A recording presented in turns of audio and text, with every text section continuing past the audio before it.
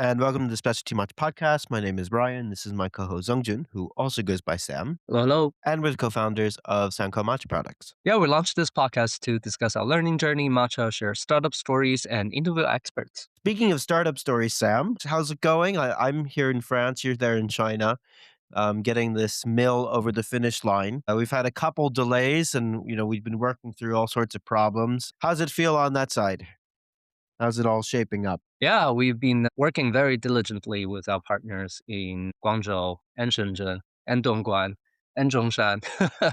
In fact, with 28 different suppliers on all of these components, and we are trying our best to put everything together. And it's very close to the finish line. It's been raining in Guangzhou quite a bit in the past 2 days. I saw some district in Yanhe, which is a neighborhood in Guangzhou, has become a river. There Wow. were literally cars flowing in the river. Yeah, I missed the sunny and dry days in Aichi. Yeah. Well, I wish I was there. We were there together about 2 weeks ago, working on the mill and getting to sample and mill a bunch of different teas. And we got all sorts of learnings, which we can't wait to share with everyone once we get these mills out to all the beta program users. But there's some really interesting flavor transformation that happens with different parameters. And we're learning a lot about different milling speeds, like some very non intuitive factors that can lead to a milling tea faster or slower that we didn't quite expect. Yeah, and also with different teas too. It impacts the milling speed, the output speed, the quantity, and also the flavor, and also the flavor degradation, which Yeah. is very interesting.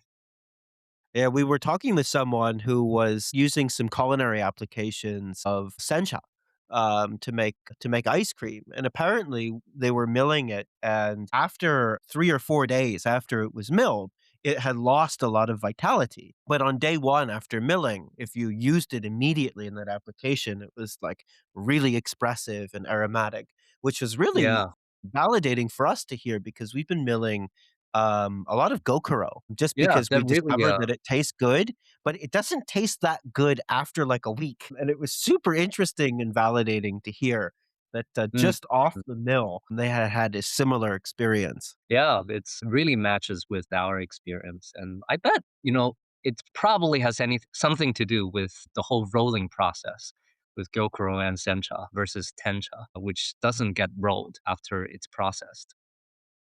Yeah. There's must be some like breakage of cell wall that release some certain compounds that doesn't age well. Yeah, or it doesn't age well after milling because like the difference between a fresh milled Gokuro and even like a 1 week old one is enormous. It's like a full point lower in quality on our 7 point scale, in my opinion. Like, it's still tasty, it's still interesting, but it doesn't have that richness, that it can have right off the mill. Yeah. The avocado creaminess, like some hints of olive oil, like all of those wonderful flavors that we experienced from milling one of the pretty high end Gyokuro from Uji just vanished after a week. We were like so excited to share this Gyokuro powder to some of our friends. And then we whisked the tea powder and we sat down and we drank together. And we were like, It's decent, but, it, leaned uh, much more vegetal, much more asparagus-y pretty yeah. quickly, which just wasn't in the cup at first. Mm. And then, of course, we've been milling a lot of different tencha, and just the how moisture and humidity can affect tencha, the quality of the milled matcha, but also the speed at which it's milled is there's a enormous variance, actually, almost a 2x variance for some tencha versus others. It's the same mill parameters, same pressure, same mill speed, and there's a much larger variance now that we have access to a much larger variety of tencha to test on this mill. Yeah. So And all this sorts of interesting learnings. and that's really just a small fraction of all the experiment that could be done with this mill platform. So really cannot wait to release all these machines out into the world and let everybody test it. Absolutely. We're so close to the finish line, we can almost taste it. We are tasting it. It's been quite the journey getting these out the door, and, really owe you, Sam, a huge thanks to managing all these dependencies and complexities, in China. It's, Thank you, thank it's you. been a Well, nonlinear we path. we really found the words best partner on that too. But let's not pat our shoulders too quickly. We can save the champagne time when we officially get all of these machines into people's hands. Yes, let's do it. Yeah, So, we learned quite a bit when we were in Nishio, and as well as our last day in Toyota. yeah, has been really, I would say, eye-opening trip for us in a sense. This is actually the first time we see some tencha facilities actually running with tea, which is a little bit incredible since we've been talking about it for so long. But it's also like really magical to be in those facilities, seeing everything running and seeing the tencha being processed in real time and smell, different tenchas that's fresh off the oven. It was incredible. And feeling the radiant heat and just the level of processing that's going on inside these tencha factories and the Mm, taste mm. and the smell. And it's interesting, every time we go into one of these factories, we were in one in Nishio, and the factory operators, it's I don't know why, but they like almost push it on you to taste the ara tencha or like the fresh, they're almost like tencha chips, leafy chips coming off, and they want you to Yeah. taste it and chew it. And They they're taste just pretty good, so honestly. umami. Yeah, they're so good. I would totally buy, like, a bag of tencha chips from, like, a combini if that's Me available. too. Me too. I think it's actually very talk about matcha shortage, but, I think it's a pretty underutilized thing, are utilizing this because I know I think it's, in Burmese cuisine in Myanmar, and they have these fermented tea salads, but other Mm, than that, feels like cooking with tea is a pretty underutilized thing. yeah, We've had, what was it, some oolong chicken in Dongding in in Taiwan, Taiwan. but for the most part, people don't use it enough in, like, savory applications, I think. Yeah, Aichi, they put these tencha fragments into onigiri, which was very Oh, that's tasty. right. They have their special version of these tea onigiris, that we got to try with tencha, and it does give a little umami and some freshness. Pretty good. Yeah, yeah, yeah. And you can buy them too. If you happen to be in Toyota or in Nishio, there's actually a shocking amount of tencha for sale, and it's tencha specifically for these onigiris. It's typically outrageously expensive when you really calculate the cost per gram, but it's kind of fun. Yeah, it's kind of fun, and, they also have these tencha, fragment salt that you can, use, I guess, to season your food. But, people are pretty creative. Very creative. So speaking of creativity, we also learned of a very interesting type of pest control that doesn't involve like chemical pesticides that some farmers are doing in Aichi. And Sam, you were telling me that you've actually heard of this type of pest control, not in the tea context, but some Chinese farmers also use this as well. Yeah, it's a very specific type of machine oil that people will dilute that into a very thin solution and then spray it onto the vegetations. And what it basically does is that it kind of dissolves the insect's exoskeleton wax, which kind of disable the insect's ability to breathe. And that acts as a pest control, which we saw that in Aichi too. Yeah, they diluted apparently 1 to 100, and the farmer literally held up a gigantic, like, 5-gallon can of machine oil, like lubricant or something you would run through an engine. It was, kind of shocking, but, yeah, it's better than applying, these whatever these chemicals are that, people are typically doing. The other thing that we learned about, were different types of tencha ovens. So, something we've talked about here before and is, like, widely reported on is the Horii style tencha oven. But, the, Aichi farmers have their own style called Mikawa style tencha oven, which was Mm. actually developed at a very similar time as the Horii style kiln in about exactly 100 years ago in the 1920s, when there was this move from tencha producers from entirely hand processed tea, hand processing of tencha, to more mechanical versions. And to my knowledge, I don't think anyone is still hand processing tencha in Japan. Like at some point, the tea hits a conveyor belt where it's not just like entirely processed batches. Hand-picked, yes, but hand-processed, I've never heard of.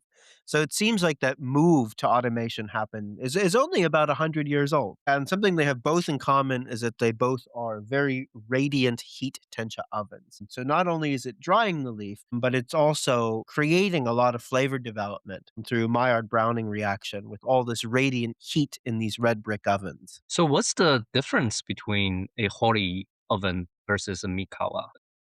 So we have a big table, the Horii one, Horii Style, which was developed in Uji from an ancestor of Horii Shishimean, was known to be more of a combination of radiant heat and convection heat. And the Mikawa, at least in this table that we're looking at, doesn't really talk much about convection. It's much more about radiant heat than about airflow.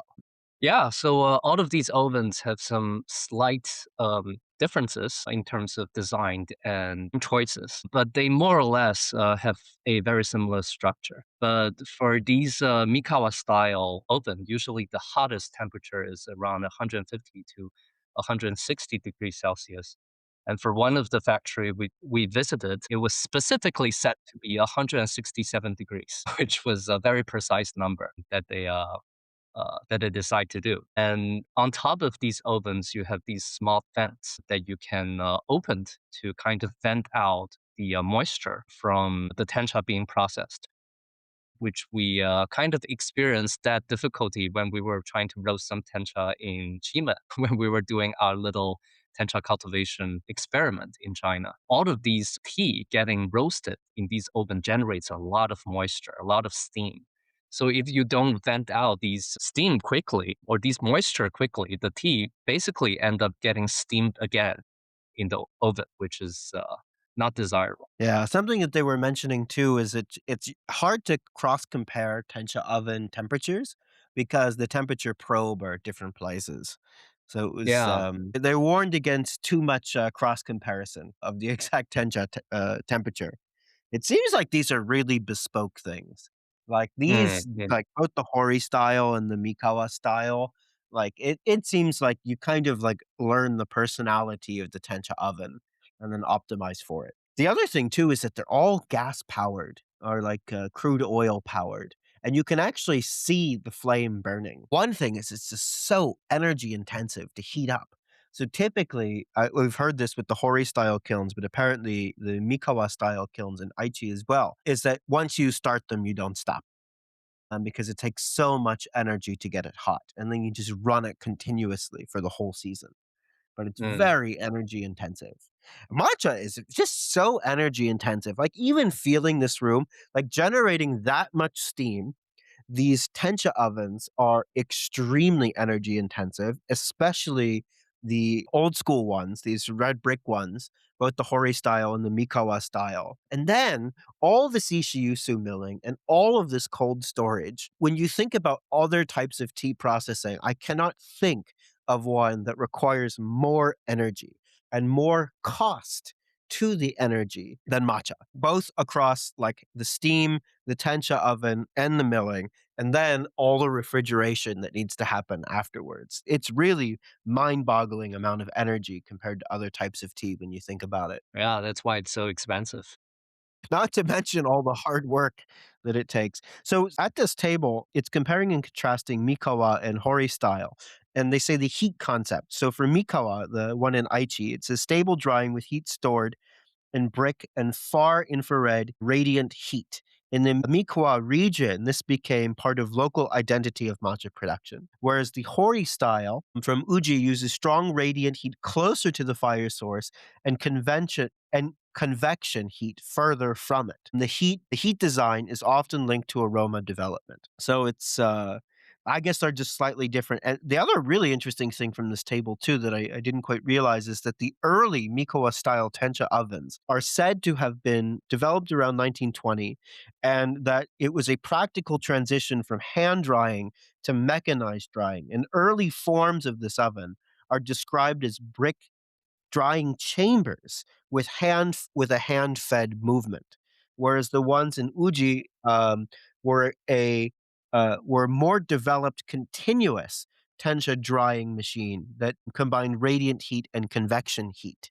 It's unclear, like, is this a giant pizza oven or someone literally it doesn't sound like a conveyor belt is being used. Hmm. The early Horii style ones, it sounds like more of a conveyor.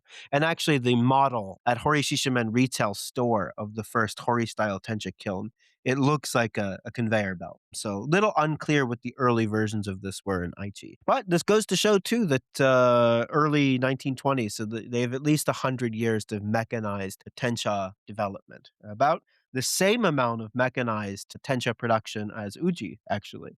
So they're pretty historical tencha growing region. Yeah, and also not that old if you think about it. Yeah, both in both cases actually. And one thing that this document really emphasizes too is that, these style of tencha ovens are really optimized for flavor development. You're not just dehydrating the leaf, but you're actually creating new flavors. And the contrast to this is there's a new type of tencha oven which apparently is being widely used in places like Kagoshima, apparently some in Yame as well, what they call a simple or net type tencha dryer. And it uses almost entirely convection based heat. So essentially, you're Yeah. using hot air to roast the tencha, and there's very little radiant heat. So yeah, it's basically a air fryer, and the temperature on average is they what they told us was on average 40 degrees Celsius less than all of the more traditional tencha ovens. And we got to taste the side by side sample, one tencha from a simple tencha dryer, and one from a classic Mikawa red brick radiant dryer. And you could really tell the difference in aroma. Like I'd say the one that came out of the Mikawa tastes like tencha to me.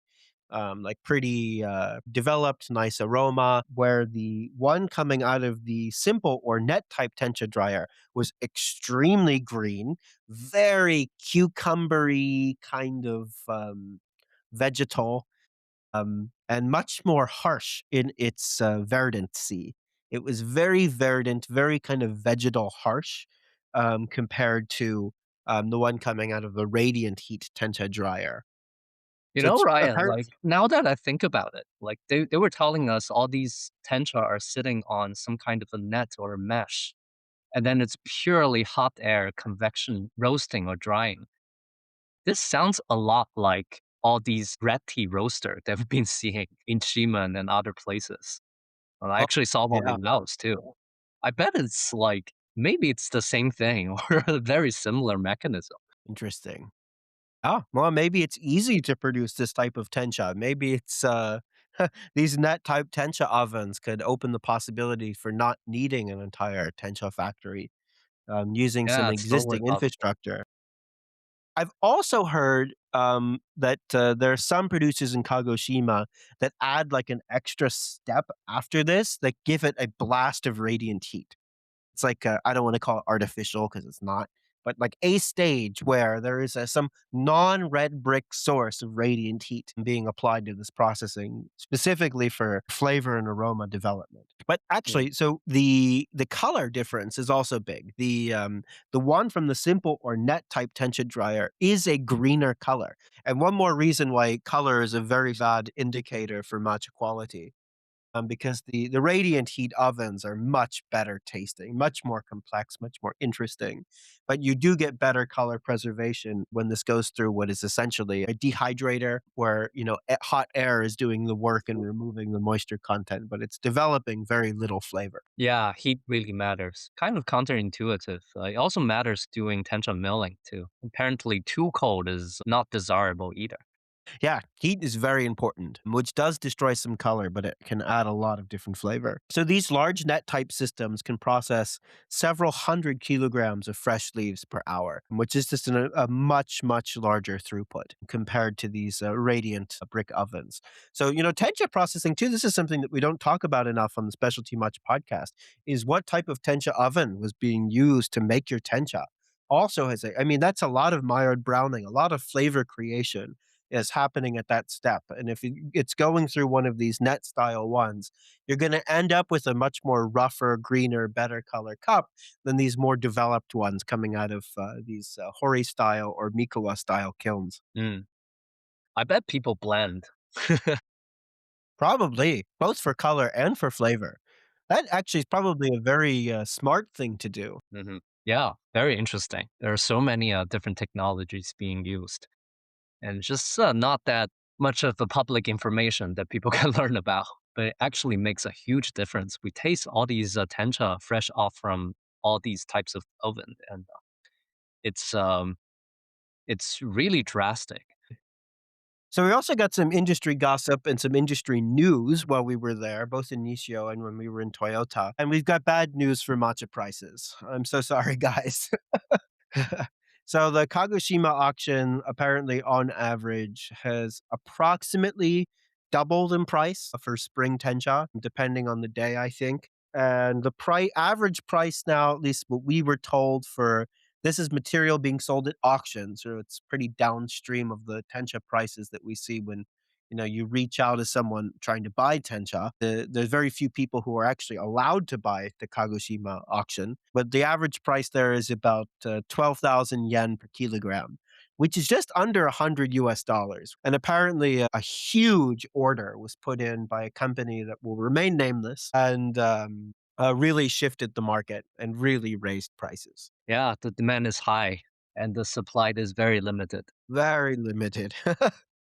So, yeah, prices I think are going to continue to inch up. The other thing that we were doing is apparently we've caught wind of some news too that there's a lot of tea laundering not only going on in Uji but also going on in Yame.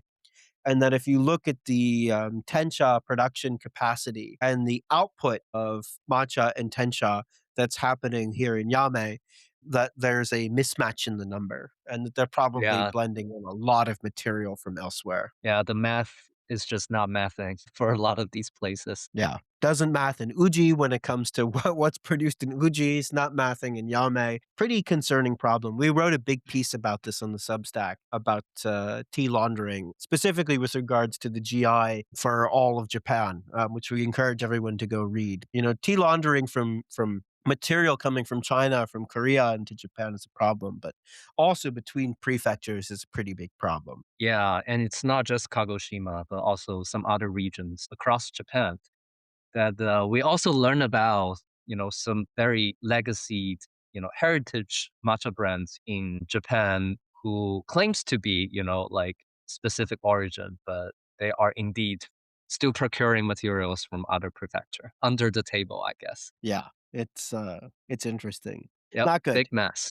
It makes it very complicated if you wanna source a specialty product with transparency and Yeah. provenance. Yeah, and it's very difficult for other people, even if they want to remain as a single origin region or a producer. There's so many politics and guanxi being maneuvered in all these places that a lot of farmers are actually under a lot of social pressure in participating this whole system, which is, Yeah. kind of shocking to learn and also not that surprising. Yeah, this whole system is so organic and exists for so long that there's so many intertwined relationships between. There's a lot more soft power than I thought because we were meeting with the farmer who had kind of apprenticed under a large wholesaler and blend house, and, they're under some obligation when they go back and ask, like, "Can we buy some of this material?" to say yes. So there's a lot of, like, soft power being exercised, and there's these huge advantages because the knowledge is so kept. You have to go learn how to produce matcha or tencha from someone, and when you go, the act of acquiring that knowledge through finding a senpai or a sensei is that, they can come and turn around and ask for favors. Yeah. So the huge amount of soft power being levied by these very large blend houses and wholesalers, which is And removing a lot of supply from what could go to a single origin, single cultivar product, and is now being put in a blend. totally agree. And also, on the other hand, a lot of these farmers are just so willingly to work with these large plant houses. and especially those that, based in Uji or other famous region. It's kind of like an endorsement of quality for them too. Like they can talk to other people that, we're supplying for these brands that's based in Uji, Mm, even though that's they're true. not part You're of. right. That's a Yeah. good point. So yeah, it's very hard to unwrap, all these relationships and disentangle all of these relationships if we really want to push for single origin in the future. Yeah. A lot of legacy inertia here. So we also spend a lot of time in Nishio learning about, very Nishio specific things within Aichi. And one of the things that really surprised me is we asked a couple people this is if there are any Nishio native cultivars. Mm, Nishio has been growing tea since the Edo. It's been growing matcha for the past around 100 years, 100 plus years, but they're primarily not using any Nishio native cultivars. And everyone we asked were not aware that there was a single native Nishio cultivar. So I'm not sure if it doesn't mean that it doesn't exist, but if it does, it's probably pretty obscure. yeah, probably. Nishio Zairai. That's unheard of. Well, we asked one of the farmers in Toyota about when they made this transition because we keep asking everyone this every time we have an opportunity. 1965 was the year that they started, which is even earlier than some farmers in Uji that we asked, which were more in the 1970s. Mm. So we have at least a data point showing that Nishio was making this transition even earlier than a lot of the families in Gokasho and Shirakawa. Yeah. Another I wonder how much, contribution or participation is required on the government or the, local tea institute side to kind of push for that to happen with local farmers and also like develop, local cultivars. Because for all of mm, these regions that have their regional cultivar, they have a very like active local tea institute like Shizuoka, like Uji, like Yame. I bet good point. that's really important for this kind of local flavor from a cultivar point of view to develop. That's a really interesting point. I don't know. That's a good question. Maybe they just didn't have that research infrastructure the same way that these other places did. I do know by reading some records that the Nishio matcha producers in like 50s, 60s, 70s had a very difficult time competing against Uji, both in quality and price.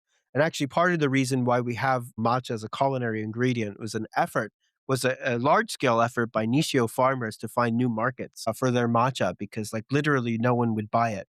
And I heard there was a quote. I think this is from one of the past leaders of Aya, and was trying to sell their matcha to a bunch of these different department stores. And someone said, "Uji and matcha are the same thing," is what he was told when he was trying to sell it. And figured out that this is a fool's errand, at least in that environment, and tried to go after new markets. A very really fascinating history, the corporate history of Mm. Aya and of Nishio, which we want to deep dive into later. There's another interesting legacy of Nishio that I had heard of, but we actually ended up getting to see is they have a very clever way to handpick tea.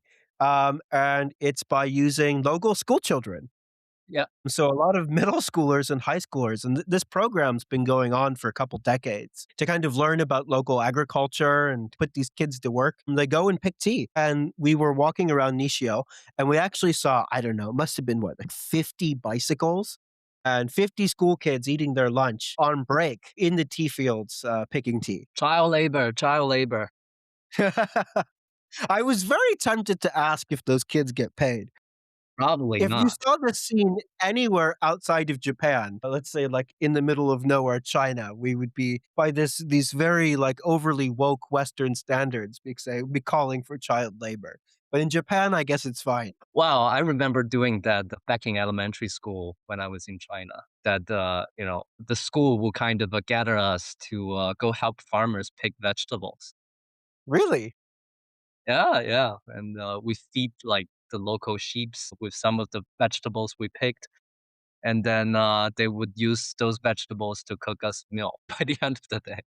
Oh, that's nice. It's like you get to see where your food comes from, and Yeah, yeah, yeah, it's a school activity, but, we're also, like, helping too. must have not been that good at picking vegetables if they fed them to the sheep afterwards.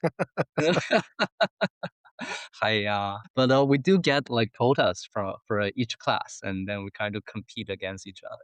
That's so smart. That's what they should do in Nishio. Let's make it a gigantic competition. Yeah, competition. That's I wonder if they do that. Who gets to be the bok choy king? That's cool. Anyways, yeah, it's interesting to see that that's happening in Japan too. Guess it's very like Asian. I think it's smart. I mean, it's probably good character building for these kids. They can participate in local agriculture, pick tea, learn about their heritage, maybe hopefully develop an interest in it.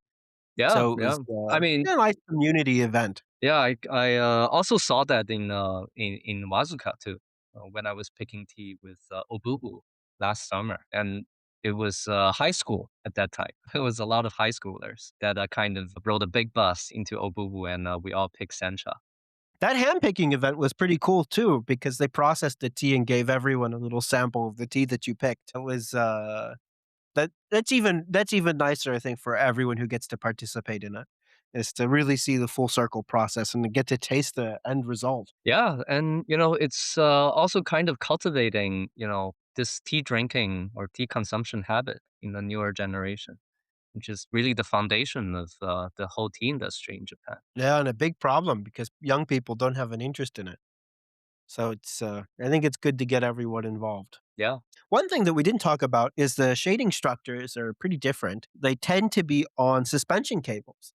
So one of the ways that you can tell that something is an Aichi when you're looking at tea fields is that there's a large post, usually made out of cement, but sometimes out of metal. And then coming off of it, just like a suspension bridge, are a bunch of cables which are holding up all of the tana structure. And you don't really see these tana structures anywhere else. I think I've seen some in China from some producers in Zhejiang that use a very similar mechanism, but in Japan, I think Aichi are the only people with these types of Mm. suspension-based tana structures. You wonder who's behind those Zhejiang people. Indeed, indeed. Well, there's really only 2 large companies in Nishio, Aya and Aoi. We recently tasted some matcha coming from Zhejiang. It was really good. So they're definitely making some progress, I guess. Totally. And a lot of it are these raised tana. So it's even from a shading perspective is even higher quality than what a lot of Japanese producers are doing. But in Nishio, actually, it seems to also all be almost all raised tana. We saw very few directly shaded bushes like you see in like Wazuka, for example. And part of the Yeah. reason that those, yield lower quality matcha is, 1, you can't shade for as long because it does a lot of damage because the shading structure is directly in contact with the tea leaves, but also it's trapping a lot of heat and a lot of humidity. The Mm. tea bush literally cannot breathe. When it does that, it starts to attract a lot of pests, and pest control ends up being a big problem. So the ceiling on this direct shading, I think, is typically around 3 weeks, and you cannot go that much longer without damaging the plant. Whereas these tana structures, there's people in Nishio, for example, shading well past 40 days Yeah. when you separate that tana off of the plant itself. Well, this is one thing that Tawa does matter because in some regions it's just too difficult to do a raised tana because it's too windy, like in some regions in Wazuka. Yeah, and apparently that's why there's no Hanzu shading either. Must have been very difficult before the invention of kanleisha because, it's just too windy to keep the rice straw there. Yeah. I wonder how people dealt with that, or if they just, like, dealt with it and it was just their headache all season. Every Just morning, they keep go sprinkle new straw. the straw and collect all the straw on the road. I can't even imagine. It must have been so difficult before Kanlei. It's a Yeah. wonderful invention. Well, people in Wuji was talking about it. Like all the roadsides are kind of scattered with all these straws being blown away. You Mm. gotta go collect them and apologize to your neighbors. The dark side of intangible cultural heritage. A lot of sumimasen and gomenasai. And speaking of Uji, to sort of conclude this episode, every once in a while we pick up different pieces of industry gossip, and we learned that actually at some point about 20 years ago, or on the order of a decade or two ago, Uji was offered some type of intangible cultural heritage status.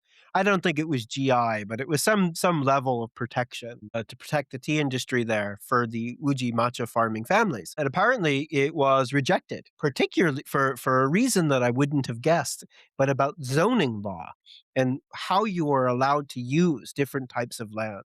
Because the more context we get, we actually are learning that a lot of the Uji matcha farming families do not necessarily rely off of agriculture or tea as their sole source of income, but they're owners in a town that is economically prosperous, and that in some cases, literally turning your tea field into a parking lot is a better economic decision. But Yeah, they're also landlords and building owners, and that they make a lot of supplemental income doing things other than tea. And they wanted to maintain that level of flexibility and not basically forced to be tea farmers with this level of protection. that's right. You know, this is one thing that Uji is so different from other tea region in Japan is that it's a tourist destination. You have all these, legacy tourist spots like Byongdong-in and all these places that would naturally just attract a lot of traffic from tourists. And it's just a better, business model for a lot of people to, not do tea, but,